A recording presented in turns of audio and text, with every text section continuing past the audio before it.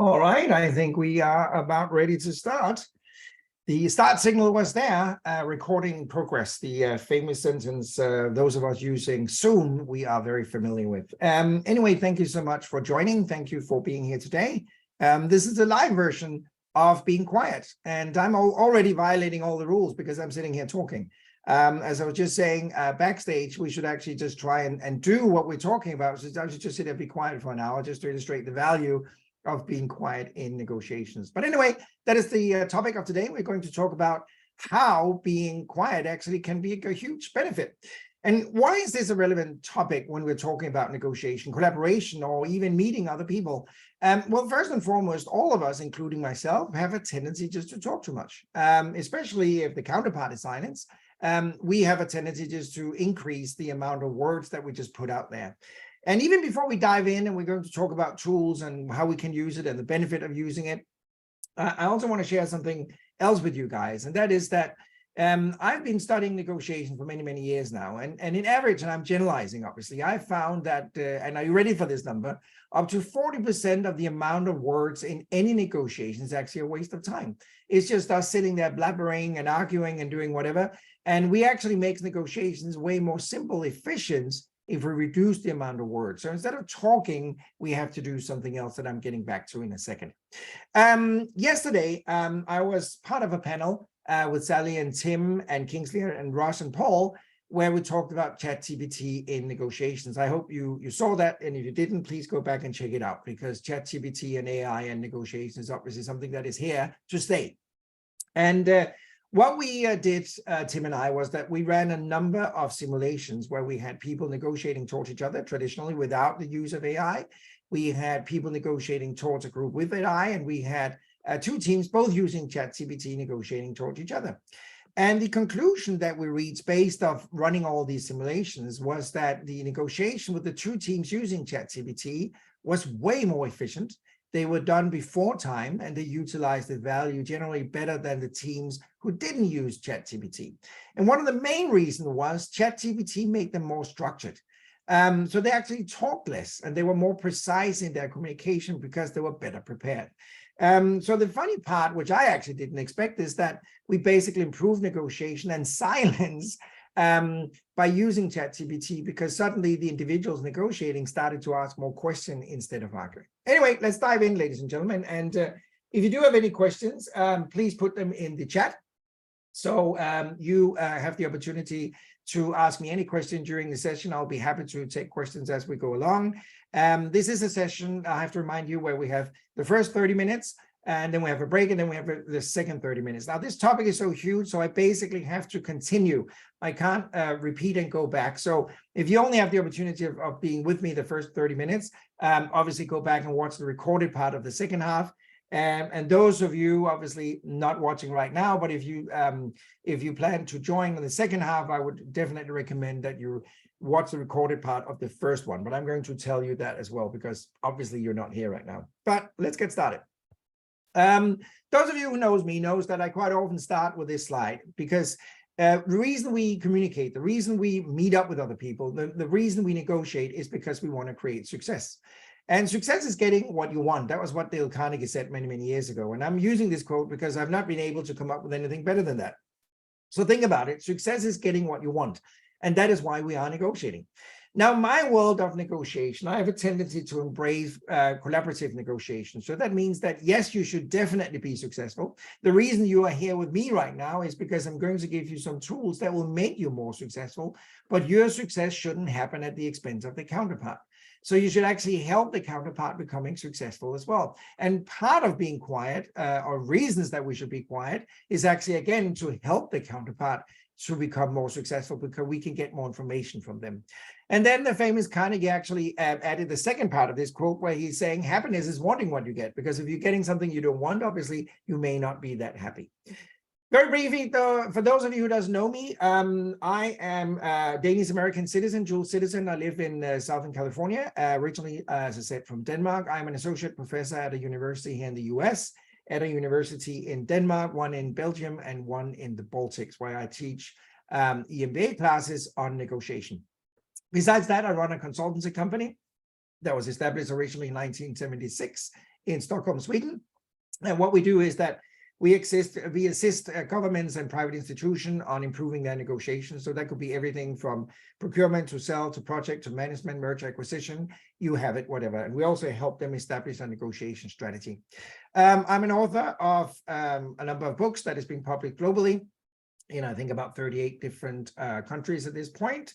And then I'm doing a lot of keynotes as well. And obviously, this is one of those keynotes. Now, one thing that is interesting is I'm very humbled and honored that people around the world want to buy and read my books. And I have actually a new book coming out, a small advertising moment here. I have a new book coming out on McGraw-Hill in October called Negotiation Essentials. So what is going to happen is I'm going to go on a book tour, just like I'm doing with most books coming out. And I'm standing typically on stage for about 45 minutes, introducing the content of the book. And the audience that are attending a book launch typically buy the book because that's the reason they're there. So I'm always walking down there asking people a very simple question. Why did you choose to buy and read my book? Or at least buy it, because most of them haven't read it at that point. Now, if you had actually decided to buy and read my book, I would probably get an enormous amount of different answers from you guys. And that's the same thing that happens around the world. I get different answers in Spain and different answers in England and different answers here in the US and different answers in Norway. But there's one country in the world where I'm always getting the same answer to my question, and that country is mainland China. I got 4 books published in Mandarin. Well, to be quite honest, I have no idea whether it's my books or not, because I don't read Chinese, but they claim it's my book. It's kind of funny standing out there introducing a book in a language you don't understand, and some letters you don't understand either. It could be a cookbook from another author. You have no idea. But anyway, back to the story. So when I'm out there in China doing a book launch, I'm asking the Chinese audience the same thing. Why did you choose to buy and read my book? And China is the only place where I very often get this answer. And listen carefully. I chose to buy and read your book because I want to know how the enemy is thinking. I repeat, I want to know how the enemy is thinking. There's a lot of lesson in that sentence right there, because I never heard anybody in the West saying that. Never heard anybody in Germany, France, Italy, the US, Mexico, wherever you might be in the West, ever saying something like that. But I get that reply quite often in China. 2 questions for all of you right now is, the first question is, who do you think in the Chinese mind is the enemy? Well, that's you and me and everybody else on the other side of the table. Everybody who comes to China that want to sell them something, everybody who goes to China who want to buy something. So the counterpart in the negotiation is the enemy. But here comes the really important part. The reason they're buying not only my books, but other Western management literature is not with the first priority to learn something from that book. The main priority is actually to understand what is it that you read if you're not from China. What is it that you read? Because if I understand your mentality, what you've studied, your experience, and the information you got, then I know how to deal with you. If any of you ever been bored and read old Chinese war philosophy, you probably have learned that you should never, ever prepare your strategy, tactics, targets, and what have you before you know the one of the enemy. And this is a very, very important lesson. And that's the reason why we have to be quiet in negotiation quite often, because we can't listen if we are not quiet. And we cannot actually gain information from the counterpart if we're just sitting preparing our own answer instead of really listening to what the counterpart is saying. So just before I'm heading off, take a look at this small picture up here. You have a lot of small characters in the tree. And I would love for you just to look at this tree and then pick one where you see yourself. I'm not going to explain it any further, because you'll just have a natural instinct saying, well, I'm number 18, I'm number 20, I'm number 10, I'm number 7, wherever you might be. So as you can see, we start at the bottom of the tree. We have number 1 just lying down there, and the facial expression looks a little sad. We have number 3 that is helping number 5 crawling up in the tree. We have number 12 that seems like he or she's basically sliding down the tree. We have number 13 that is happy crawling up. And we have number 20 on the top of the tree standing up there looking very self-confident. Take a look at this one for a quick second and then pick whoever you feel you might be. Because that tells you something as well. Are you really a listener? Are you a proactive individual? Are you the one who do most of the talking and not really listening? Or where might you be on this tree? It's a very good exercise just to figuring out where would you be as an individual. And quite often, majority of the cases when I show this picture up here, people can quite quickly just point out themselves and say, well, I'm number 14. I love sitting up there playing with butterflies and enjoying life. So think about that for a second. If we have time, obviously, I'll get back to that. Okay, let's get started. What I'm claiming is that hundreds of thousands of negotiations are wasted every single day. So while you're spending time with me right now, I will claim that thousands of negotiations worldwide are being wasted. And what do I mean by a wasted negotiation? Well, there are two ways of looking at a wasted negotiation. One way is actually just they didn't reach an agreement. Now, I'm not talking about that every single negotiation we're in should be successful and we reach an agreement, because I'm certainly in negotiation where we don't reach an agreement, but that could be successful as well. If you're sitting in a negotiation with a counterpart where it's not possible to reach an agreement, it's not just possible to find common ideas and values, well, that is a successful negotiation. So I'm not describing a successful negotiation as one where we always reach an agreement. But listen carefully. What I'm saying is that 34% of all negotiation fails where they should have reached an agreement because it would have been better for all parties involved. So what I'm saying right now is that 1/3 of negotiation where the party leaves each other and both parties are thinking this was impossible, the counterpart was just an idiot, because obviously it's always the counterpart's fault, right? The counterpart wasn't able to see the benefit we could offer. So they have a bunch of excuses why they didn't reach an agreement. But in reality, we know they should have reached an agreement. Back to Tim and I, our case, our study of ChatGPT negotiations. We have created a simulation that was obviously designed for the parties to be able to reach an agreement, but we still saw that about 1/3 of all negotiation teams didn't reach an agreement. So after they had all the preparation time and time to negotiate, they still left the table and both parties were thinking it's not possible to reach an agreement. So anyway, that's one part of what I call a wasted negotiation. But what is even more important is that those negotiations that actually reach an agreement, we know that they are often leaving up to 42% of the value on the table. So that means they only capitalize, realize, and utilize a less value, and they only get about 58% or 55% or 60% or whatever the number might be of the values in this negotiation. The funny part is, or it's actually scary, is that quite often they are happy with the outcome. They shake hands, sign the contract, leave the conference room and thinking this was a great negotiation, we were very successful, not knowing they're leaving value on the table. This is the concept that we call negoeconomics, negotiation economics, that basically just describe the asymmetric difference between your cost and my value, or my cost and your value. Unfortunately, we don't have time to dive into that today, but you can just Google it or go on YouTube and see free videos on what negoeconomics might be. It's explained very, very quickly in there. Now, the reason I bring this in here, talking about being quiet in negotiation, is that we can only, again, identify, realize, utilize values if we actually truly listen. And truly listen doesn't mean that we're just quiet all the time. It actually means that we're proactive with questions. Because if you ask a question, you force the counterpart to talk. If I'm saying to a counterpart, I want to go from A to B, I'm the one talking, I'm the one arguing, I'm the one demanding the counterpart to do something. But think about it this way. I could also change what I just said. I want you to go from A to B into how do you want to go from A to B? Now I'm changing it to a question. I'm forcing the counterpart to talk. And I'm only really obviously getting information from a counterpart if I'm asking questions. If I'm asking or just demanding or just talking, obviously I'm not getting information from the counterpart. I actually love the quote up here. You simply cannot non-communicate. And obviously, if you look at the gentleman here presenting, we can all agree that he is communicating, but he's not the main character I want to focus on. The main character I want to focus on is actually to the gentleman on the left of our presenter. If you can see him sitting right there, he's obviously quiet because he's in the audience, but he's communicating quite a lot as well, isn't he? He's quiet, but doing a lot of communication. He's sitting looking a little bit down, has his arm crossed, and well, obviously the picture is not so good, so I can see whether he's involved or disagreeing or happy or unhappy, but our nonverbal communication is obviously communicating all the time.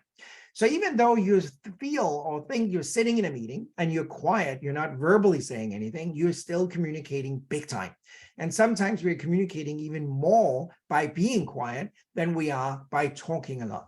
And back to what I said earlier, and I want to repeat that, there is a tendency that we talk too much in negotiation. I had a mentor for many, many years. Unfortunately, he's not among us anymore. And I do a lot of talking myself, as you can hear. And he said to me repeatedly, Keld, he said, you got 2 ears and 1 mouth. And then I said, oh, really? And then I kept talking. And then he said again, you got 2 ears and 1 mouth. And he kept saying that for weeks and perhaps even months, until one day I realized, I think what he means is I should probably shut up sometime. So I start doing that and actually realize that we can gain so much information and value by moving into questions instead of just talking. Now, I am traveling quite a lot. And at one point some years ago, I came to a market, a farmer's market somewhere in the world. And this is actually my own photo. So I apologize for the quality. But I arrived at this market and I saw this fruit stand that you can see on the screen right now. And there was a sign next to this fruit stand that says, here we sell cheap and good fruits. And I'm bringing this along as an example of over communication, because this is really what we do. It's also what we do when we write something down, when we write a contract. My God, there are too many words in it. And there's too many words when we are presenting in a negotiation as well. Because think about it this way. It's kind of obvious that here we sell cheap and good fruit, isn't it? At least most of it is obvious. So is it actually necessary to say, here we sell? I mean, I'm pretty sure if I walked up to this fruit stand and said, I want to buy some bananas, I don't think the owner would go, no, we don't sell any of our fruits. We're just exhibiting to show how nice they are. I think it's kind of obvious they are selling this stuff, right? So we could remove that part of the sign. That's just over communication. And then we could say cheap and good fruit. But hang on a second. Is it actually necessary to say fruit? It goes without saying they're not selling car tires, are they? I wouldn't walk up to this fruit stand and said, I want some new tires for my car. That would be a weird question. So obviously we are selling fruit. No need to say that. And really the last part I want to share with you, is it necessary to say good?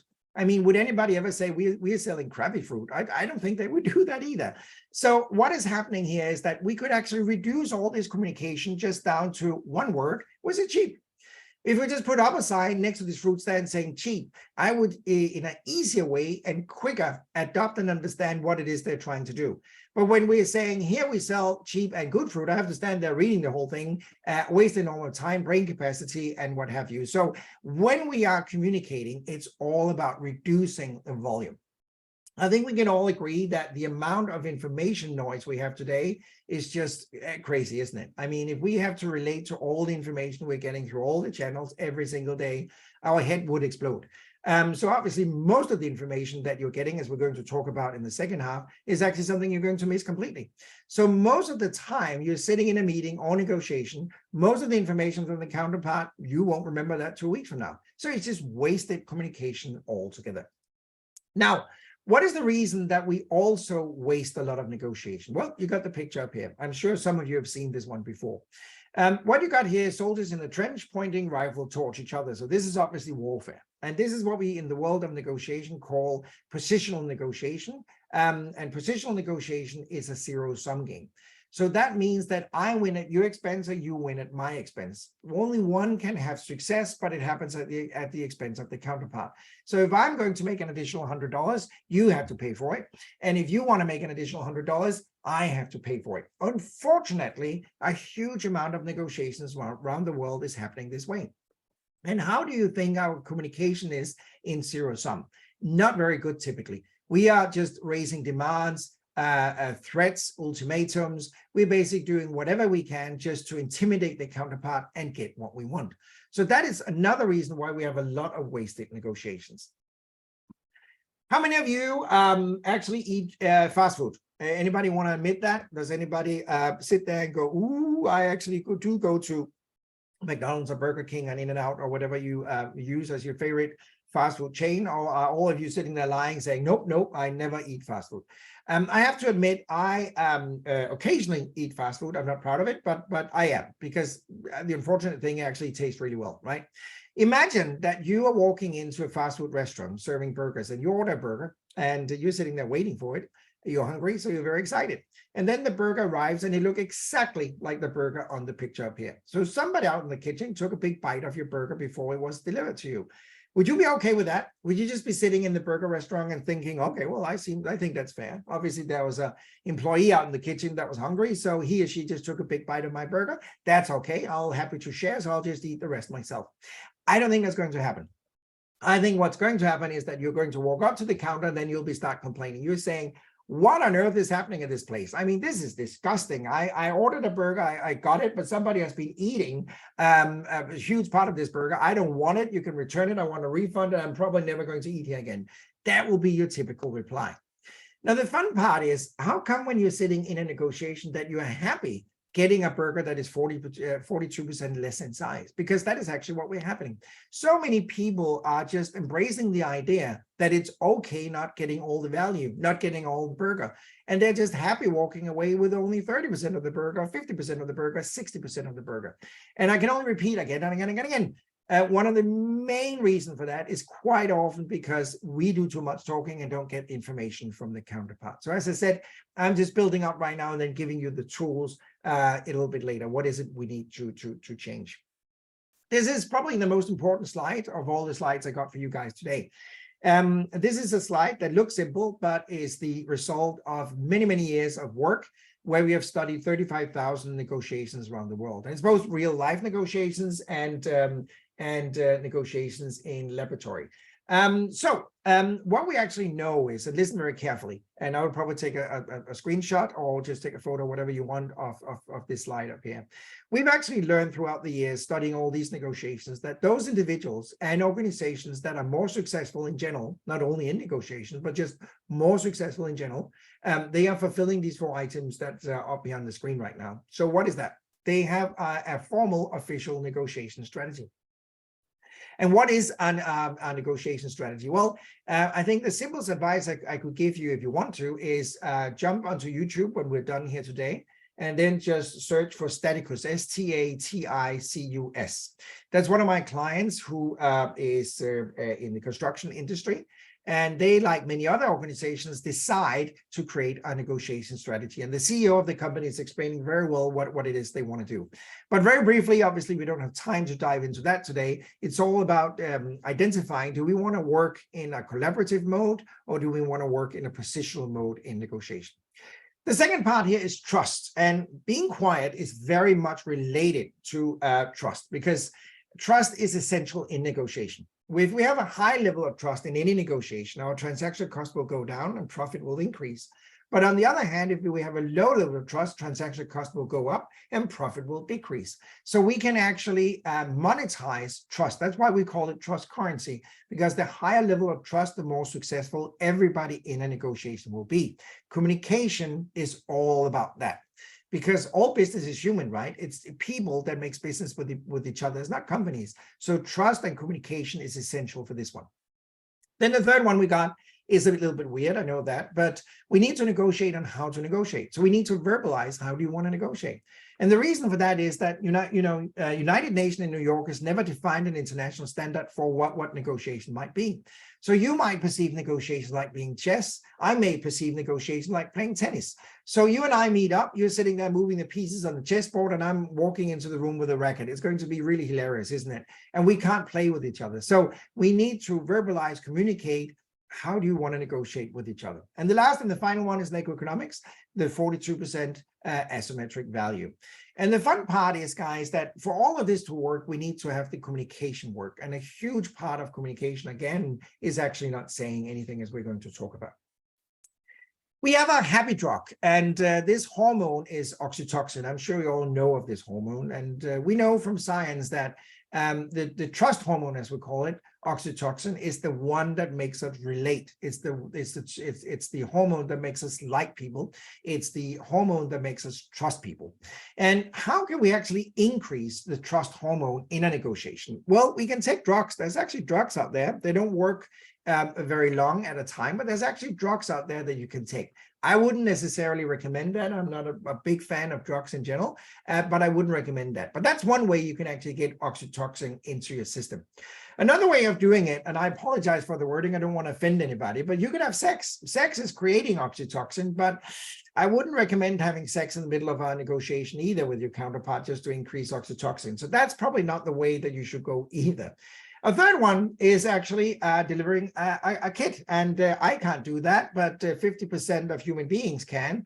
But that is not encouraged medically that you in the middle of a negotiation should be delivering a child either. But that is actually producing oxytocin as well.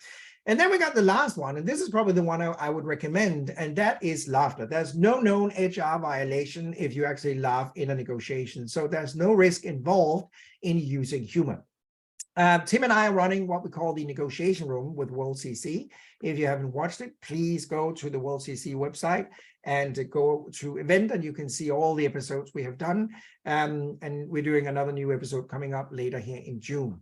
And we have one episode with gentleman Mark Bowden, who is an expert in this field, and we talked about humor. And humor and laughter is an essential part of creating relationship and trust. And obviously part of that is actually being quiet as well. So we're going to talk about that a little bit later. All right, what is really essential, and our break is coming up in about 5 minutes. What is actually essential is that we prepare ourselves for any negotiation. And part of that we need to prepare is absolutely communication. And it's absolutely knowing when to be silent. I have seen more negotiation that you would like that is actually being lost just because one side talked too much. I'm sure some of you heard the term that a salesperson can talk him or herself out of an order. And that is really what is happening quite often. You just talk too much. I had a funny experience. I didn't have it myself, but I have a British colleague who had a meeting with an individual from Finland. And I'm stereotyping right now, but Finns are very good at being quiet. They are a little bit more passive, but they're great at listening. Where my British colleague is not so much. He's a talker. And he was a supplier, so he came to Finland to talk to his Finnish counterpart, who was the buyer. And he talked and presented his proposal, and then he gave the price and looked at the counterpart, the Finn, and said, "Is this price okay?" And the Finn said nothing. He was just sitting there being absolutely quiet. And my British colleague got a little bit unsettled and nervous, so he reduced the price by 4% and saying, "Okay, if that's not okay, I can give you an additional 4% discount." And again, the counterpart was just quiet, sitting there looking at him, saying nothing. And for another minute or so, there was absolutely silence in the room. And my British colleague couldn't cope with that. So he just threw in another reduction and said, "Okay, this is the best I can do. This is the final reduction." And then finally, the counterpart, the Finnish buyer, looked at him and said, "Okay, I think that's reasonable. Let's sign the contract." Now, what is interesting, years later, my British colleague met up with that Finnish counterpart again. They've become close friends as well. And he actually said to him, "I thought it was a wonderful negotiation strategy, tactics that you used the first time we met. You're just being silent, and that actually provoked me to keep reducing my price. Wonderful negotiation strategy." And the Finn just looked very puzzled at him and said, no, I did not. There was no negotiation strategy in that at all. I wasn't even thinking tactically in any way to be an actual negotiator. What I was doing is, since English is my second language, and when you came up with the first proposal before your reductions, I was just thinking, this is actually a great offer. I'm happy to accept that. So I was just trying to formulate that in English, how I could explain that to you. But before I had time to share that with you, you had reduced your price by another 4%. And then I start thinking about, how can I express that correctly, that is great, I want to do that. But before I even had a chance to say something again, you reduced your price the third time. And then finally, I had created the sentence to tell you that I'm happy with your offer. I think this story is hilarious because this is happening all the time. You're basically negotiating by being quiet. It's the same thing about it when you're in a phone call with somebody. If you suddenly are just quiet, you shut up. You are forcing the counterpart to talk. It's very rare that you have a phone conversation where two people are sitting there being quiet for 10 minutes. That basically doesn't happen, okay? So use silence in general in negotiation, and especially if you need to get information out of your counterpart, then it's really, really crucial that you actually use silence, as we're going to talk about, and the tools in the second half, that you use that on a very tactical and strategic level. I'm just going to wrap up our first half, because what we're going to talk about in the second half, if you stay along with me, is that the exact 10 essential points that you need to focus on in your preparation. We're going to dive in the exact tools, how you can use silence, what is the benefit of silence, and how you can actually gain information more out of your counterpart, regardless whether it's your spouse, your kids, your supplier, your client, your boss, your employees, or whoever you are negotiating with. Last thing I want to share with you before we break is that think about how many negotiations you are having per year. I'm not going to release that number now. I'm going to do it after the break, but think about how many negotiations you're having every single day and year. Not only do you have negotiation with your family, your spouse, as I just said, you might have negotiation with yourself, with your management, your clients, your suppliers, and what have you. So think about that. And that could be a challenge that we could talk about in about 5 minutes when I'm back after the break. All right. So let's take a short break. Hope you'll be back. If you're not, if you decide to go see something else, please watch the second half. It's very important you get the second half as well, because that's where I'm sharing all the tools. So anyway, thanks for now. I'll be seeing you in 5 minutes. Great. Thank you so much, Keld. I can't wait to find out that number as well. Thank you. And yeah, we'll just have a 5-minute break and we'll be back.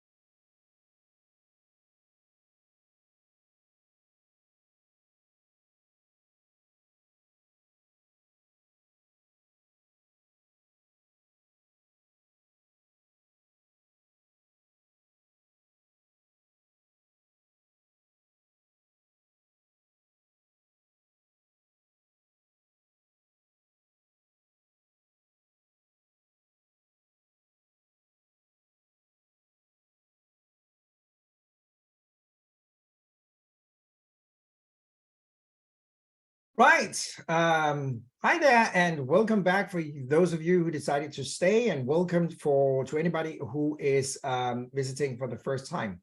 I just mentioned before we left, before the break, for those of you who are still here, that those of you who are coming in right now, please watch the first half as well, because it's kind of important for the build up what we're going to talk about now.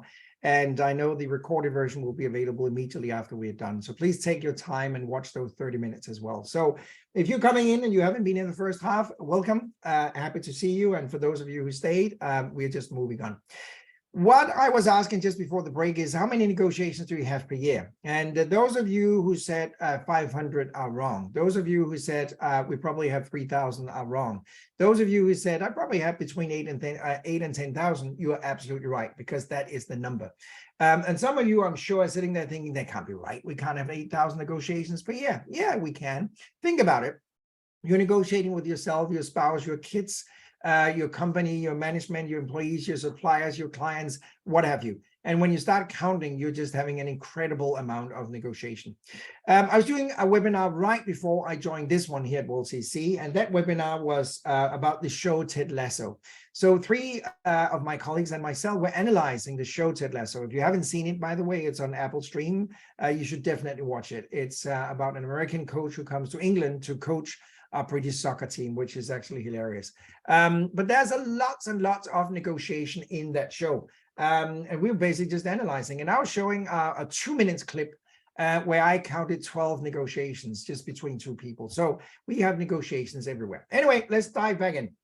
So what we need to focus on when we are negotiating is the preparation part as well, because obviously the topic is still the same. It's all about being quiet and what is the benefit of being quiet. And I'm going to share that with you in a few minutes now. What is the tools? What is the benefit? What is it we're getting out of it? But even before we step into a meeting or our collaboration, you should definitely take a look at these 10 items up here. There's a lot we need to prepare. And quite often, I find that most people don't prepare sufficiently for any negotiation. And it's not because they don't want to, it's not because they don't have the intelligence, it's simply because they don't know what to prepare. So very quickly, we need to get to know our counterpart. And what I talked about in the first half was my experience with the Chinese, why they're buying my books. And that is basically all about that. We need to get to know our counterpart. And how do we need to get to know somebody? We have to ask questions. Let me share something with you very quickly. You're not allowed to assume. You're not allowed to guess anything in a negotiation. You need to know. And the only way you can gain knowledge is by asking questions. The second part is that you need to negotiate as a team, and you need to communicate, obviously, within your team. We're not diving into that today, but you basically need 3 roles in a team: the head of the negotiation team, the note taker, and the calculator. And you need to have that communication up and running. And quietness in the team is actually very important as well, and having the structure and the discipline about dividing the roles. Then you need to be able to expect the unexpected and have a plan B. You know, what happens if our original idea doesn't work out? And you need to identify the importance of the negotiation. Is it essential that we reach an agreement with the counterpart, or could success be that we're walking away? You need to have an overview of all quotes and alternative. You need to understand the big picture. So you might be losing in one variable, but gaining more in another. You need to be structured and work with an agenda, even within your own team and the counterpart. You need to have the objective. That means the starting point, target, and objective. You need to be very active with bids and bargaining. And back to what I talked about 20 minutes ago, you need to define your strategy. Do you want to work in collaborative negotiation or positional negotiation? I'm talking about all of this because when we are preparing for negotiation, we need to prepare really 2 different boxes.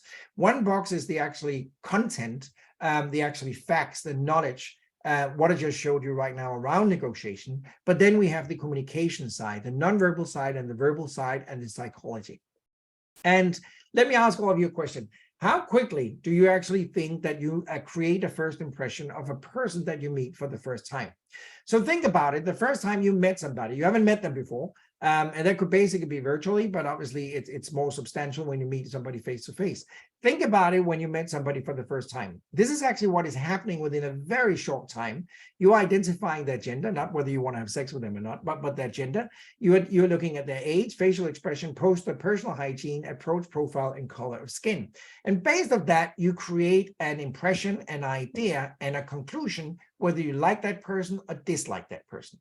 Now, are you ready, guys? All of this is happening in approximately 7 seconds. So that is nothing. And this is what we call the gut feeling. And the gut feeling is coming from signals that is being sent to us. So we're picking up thousands and thousands of small signals that create that final impression. Now, that first impression could be wrong, but it's really hard getting out of that first impression. It takes a lot of work. So we really have to be careful not being judgmental when we're meeting somebody. We have to be curious. We have to ask questions. We have to figure out, why is it? What is the reason? So we're looking at somebody that got a hole in their pants. We can't just judge that they are not very neat and they're obviously not very careful about how to dress. Perhaps they just hit their pants on something, on a screw or something on the way to the meeting. So it just happened right there. So we need to understand all of that. And our communication part obviously is really essential. Now, when you start talking in a meeting, everybody is interested in the beginning. When I started my presentation here today, everybody's interested in the beginning. And then they kind of slow down because it gets a little boring. We get into details. We talk about facts. We're presenting too many slides. And then it's just starting to get boring. So as you can see here, this is a level of attention. So when you have the opportunity of start talking, everybody's looking at you for at least a couple of minutes. And then they start drifting away if you're not able to maintain that interest. Now, your challenge as a communicator, as a negotiator, is to maintain that level of awareness up high all the time. And how do you do that? Well, you don't do it by talking. That's the worst we can do. I mean, what is it you and I as human beings love? That is basically, I'm generalizing, loving ourselves, listen to ourselves and having ourselves talk, for most people anyway. But that's not what we want to do. We really want to engage other people, because by engaging other people, they're the one talking. And by having them talking, they like you because you show a genuine interest in what they're doing. So back to the quietness, asking questions will maintain a higher level of interest. And what you can also do, that's just a little trick in a meeting. If you, for instance, are saying, well, we have about 10 minutes left and then we're going for lunch, but I just have a few things I want to share with you, that is actually going to keep that attention level up as well, because people are thinking, oh, great, we're going to have lunch. I should just keep attention here for another 10 minutes, and then I'm going to be rewarded with some food. So anyway, just think about the engagement level and how you can maintain that interest from a counterpart. Let's just look at a little bit of brain study here. Because from science, we know that the majority of information that you and I are getting are actually vision, so through our eyes. And obviously that goes if we have a normal sight. If you're blind, that's not the case, goes without saying. But for people who have normal vision, majority of information is coming from through our eyes as vision. It's all the way up to 90%.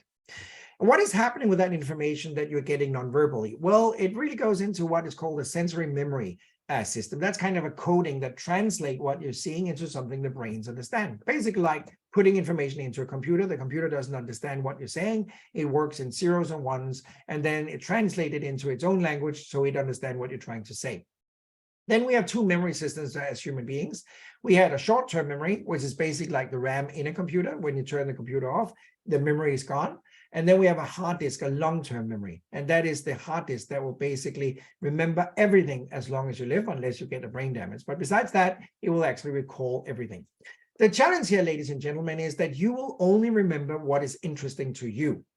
I'm sure everybody here has been out flying. And have you noticed that when you board a plane and you sit up there and then they start announcing all these safety measures and what should you do in this case and blah, blah, blah, whatever. I'm flying a lot. And I can tell you guys, I couldn't repeat what they're saying at any point, because do you know why? I'm not listening. Because I'm thinking, I'm sitting up there in the plane thinking, this is not for me, because I'm not going to crash in this plane. So why should I pay attention? So the time of the information is not relevant for me. The timing is wrong. Could you imagine that the captain actually announces that we are getting into a very heavy turbulence? There might be a risk that we're going to crash and we're going to land and having an emergency landing on water. So we're just going to repeat the safety announcement. Do you think I'll pay attention now? Oh, yes. Now I'm going to pay attention. I'm going to write down and take notes and even have questions, because you know why? Now the information is relevant for me. So that is basically just a simple example to show you the things that go in our long-term memory. The hard disk is only something that we see is relevant to us. And how do we make sure that the information we're delivering to a counterpart is relevant to them? By asking questions. What is it important to you? Why is it you want to do that? What is your interest? What is your purpose? What is your value? So open-ended question is the essential thing in negotiation, in order to gain information from the counterpart. There's a very famous, or perhaps even infamous, study that was conducted here in California at UCLA. And a lot of people have been criticizing this study afterwards, saying it's not right. But let me just go through it anyway. What this study from Professor McHabian actually said back then was that only, and I'm the one putting in the word only, 7% of the reason somebody trusts you, likes you, and want to work with you is based on what you're saying, wording itself. 38% of the reason people like you, want to work with you, and trust you is based on your tone of voice, so your speed, variation, and pauses.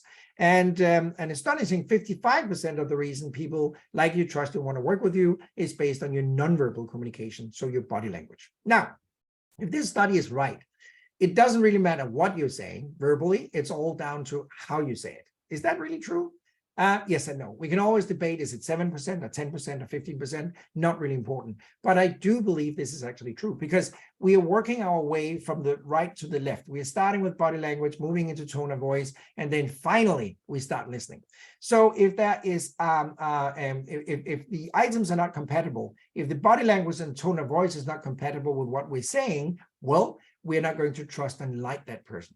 Could you imagine I open up my keynote here today by starting the following way? Hello, good morning, good afternoon, everybody, depending where you are. I'm very, very excited about being here today. I've been looking forward to this session. It's really exciting, and blah, blah, blah. Could you imagine I start off like that? Not only have I no eye contact with you guys, I'm yawning when I'm saying I'm excited. My volume is very low. So do you know what you're going to do? You're going to read the tone of voice and the body language before the words, and you're going to think this is going to be a really, really long hour. Because you're reading that and you believe who I really am through my body language and tone of voice, and not based on what I'm saying. So you're not trusting that I like it and I'm excited about it, because I'm saying it verbally, but I'm not showing it. So that's back to the whole communication part again. We can actually talk our way, talk too much, so the counterpart really loses interest, because again, the verbal part is not the important part. And it moves on to what we call congruent behavior. And congruent behavior is really the combination of what we just did. So it's what we say, how we say it, and what our body is saying. And look at the gentleman here to the right. He's saying, I'm very happy that you came. Now, we removed his facial expression, not to make it too easy, but just look at his body language. How many of you actually believe that he is sincere about what he's saying? I'm happy that you came. I don't believe that he's honest. And the reason for that is he's standing in a position that just doesn't show that he's happy. His arms are crossed. He has his feet placed very solid in the ground, and his face is even lifted a little bit. That could be perceived as arrogant behavior. A way that he would actually convey the understanding of he's happy is obviously if his arms was out, he was kind of opening up, showing that he was really sincere about what he's saying. So this is part of the 7 seconds that we read with a counterpart. We read that congruent behavior. Do we actually trust what they say compared to how they're doing it?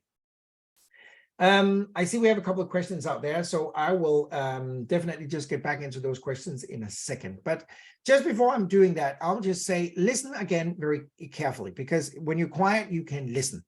And you should listen for openings to a negotiation, because if you and I have a negotiation on Thursday next week, obviously it's easy to understand it. It's a negotiation. If the agenda says negotiation at 2 o'clock in London next week, we all know this is a negotiation. But out of those 8,000 to 10,000 negotiations we have every year, the majority of those is not something that is very structured. It's not like we have an agenda that says that says negotiation. It could just be somebody calls you and send you an email. You meet somebody in the hallway that says, we have to, could you please, we should also do, you should, I need you to, I think we could, what do you think about? You know, all those statements here is actually opening for a negotiation. Back to listening, being quiet. When you listen for these mentionings here, these openings, then you're able to identify, hey, this is actually a negotiation that is about to happen. Michelle, you had a question saying, how's tone of voice, body language, eye contact a consideration in international cross-cultural negotiation? Brilliant question, Michelle, because we are getting into a minefield the second that we do this, because different cultures have different approaches. I'm talking about eye contact being important, but that's in the Western culture. You have Asian cultures where eye contact is not essential, and where it actually just shows aggression. So you have to be careful. You really have to have a little bit of a code book and study a little bit about culture the second you're meeting a culture that could be different than your own. And when we talk about culture, culture is obviously, if you are moving from the US to Thailand or from Britain to Korea, obviously there's a culture difference, but there could also be a culture difference within the same country that is tremendous. You're living in a region in a country, and I'm sure that region might have a culture.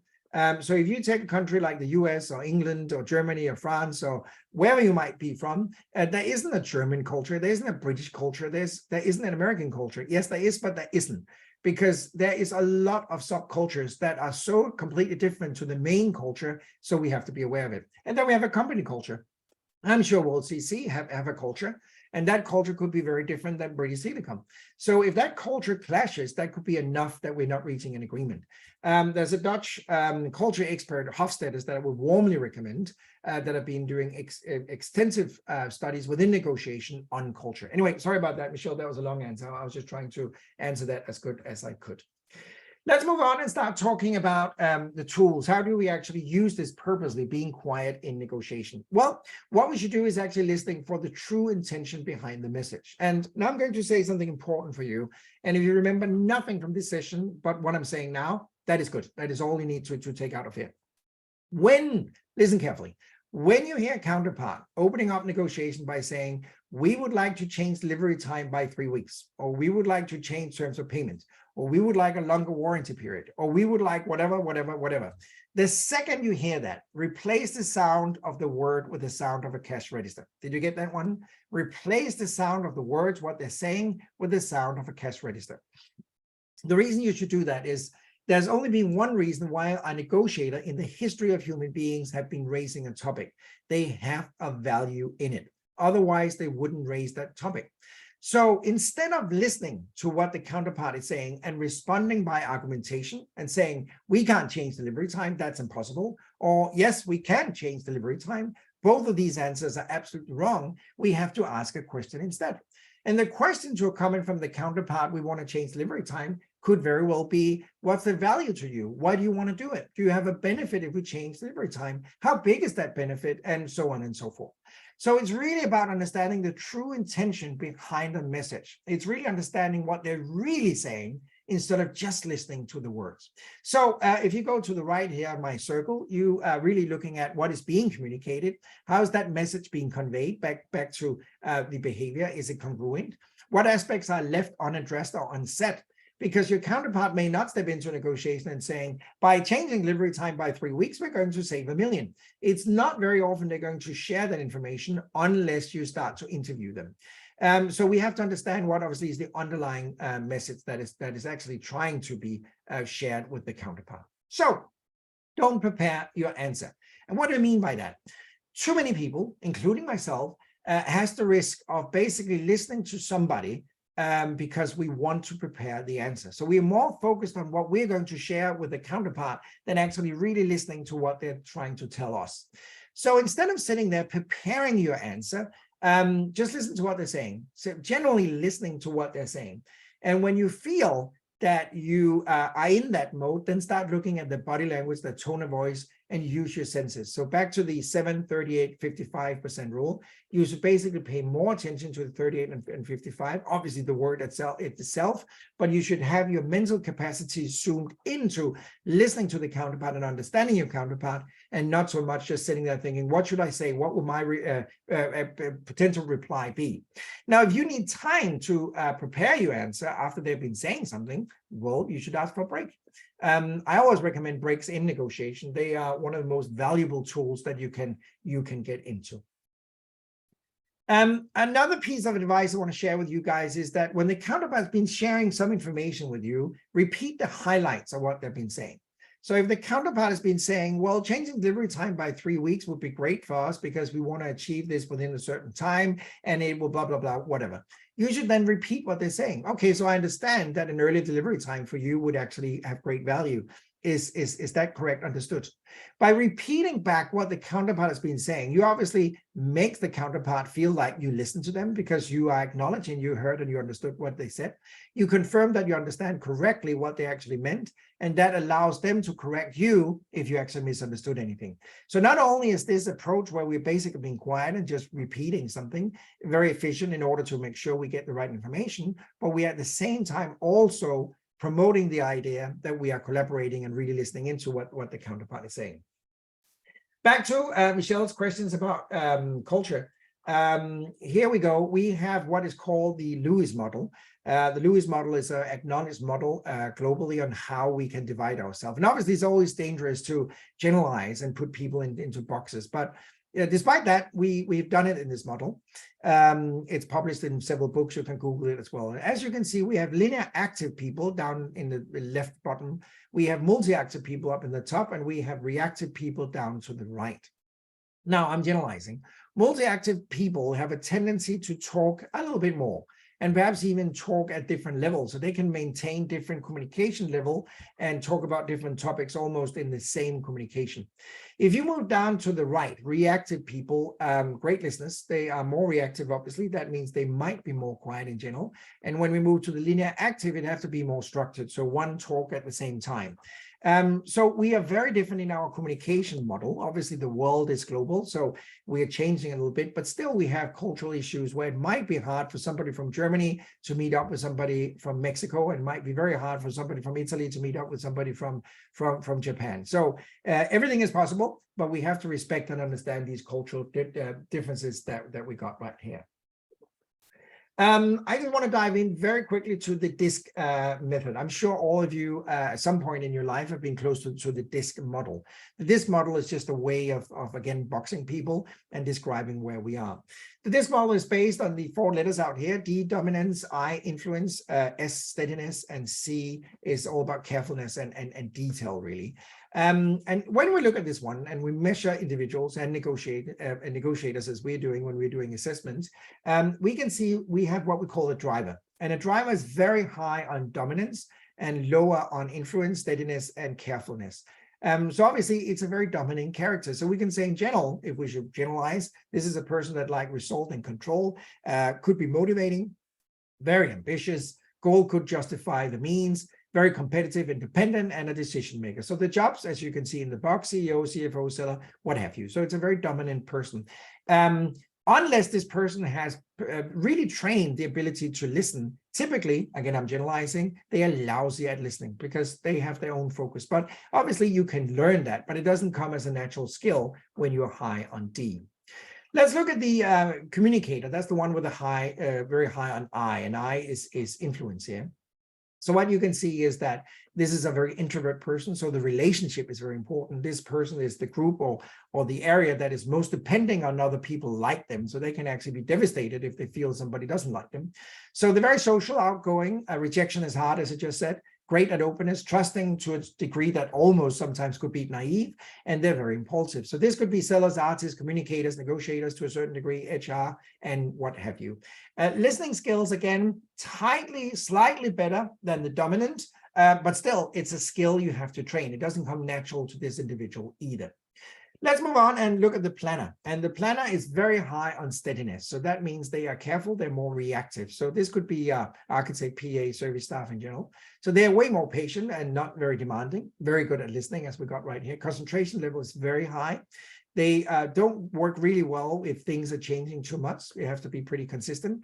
The volume in the voice is typically a little bit lower. They are very systematic, and they work best communication-wise one-on-one. So they actually don't appreciate larger groups. So I'm generalizing again. I apologize for that.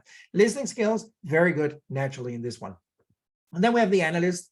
Perhaps the most introvert of all of them. The analyst is very high on detail. So we could say typically it's an accountant, administrator, analyst, programmer, secretary, what have you.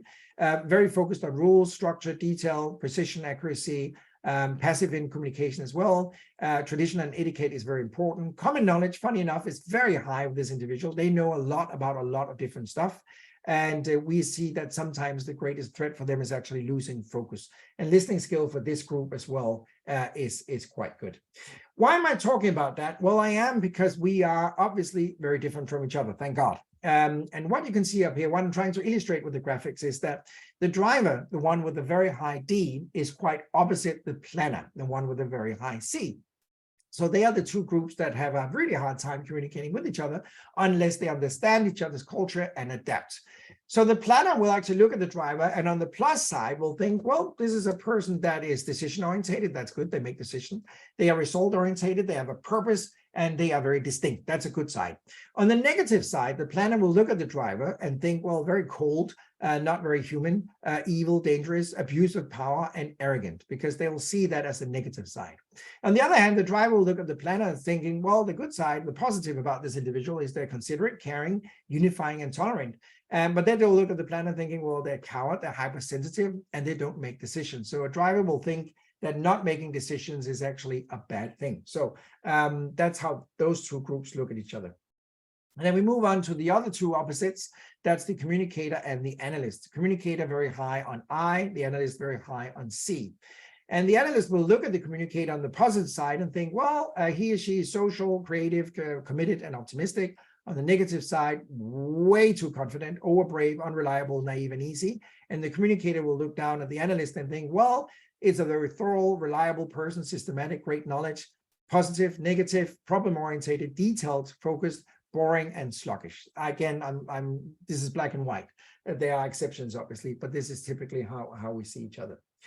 So guys, I want to wrap up. We have fulfilled what we want to do here in this 1 hour. Remember one thing, facts and figures are forgotten, stories are retold, okay? So we don't do well as human beings with fact and figures. Back to the ChatGPT that Tim and I did. We can't really cope with information. Why technology is a great help.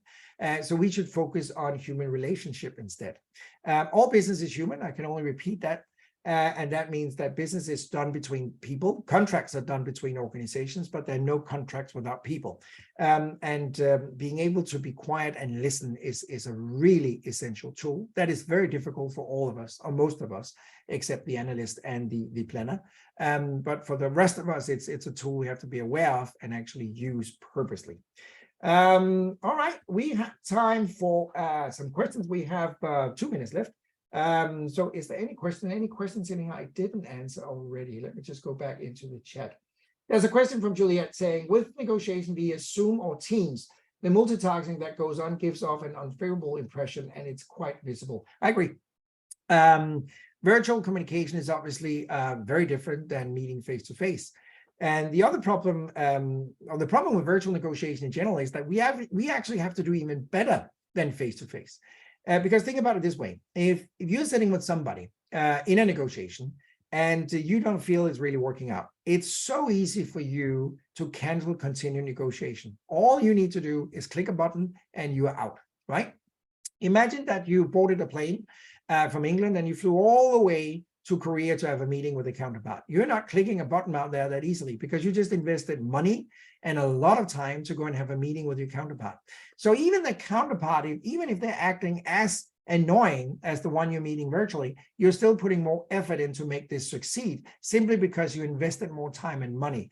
But when you're just on a team or Zoom call or whatever you're on, it's so easy just to leave. So it requires that we do our communication even better when we are virtually meeting compared to face-to-face. So general recommendation, try and meet up face-to-face. I know there's a lot of CFOs who think that COVID was the best thing ever because we can save a lot on travel budget. True, but we might be losing some of that savings simply by having a bad relationship. Can we meet online? Obviously, we're doing it right now. But if this was a negotiation and it was an important one, I would have insisted on we would meet face-to-face before we would jump on virtual calls afterwards. So try and prioritize that. Right. Any other question, guys? Anything else I can help you with or share before we move on? Nope, I don't see it. Well, great. I guess you have covered everything you want.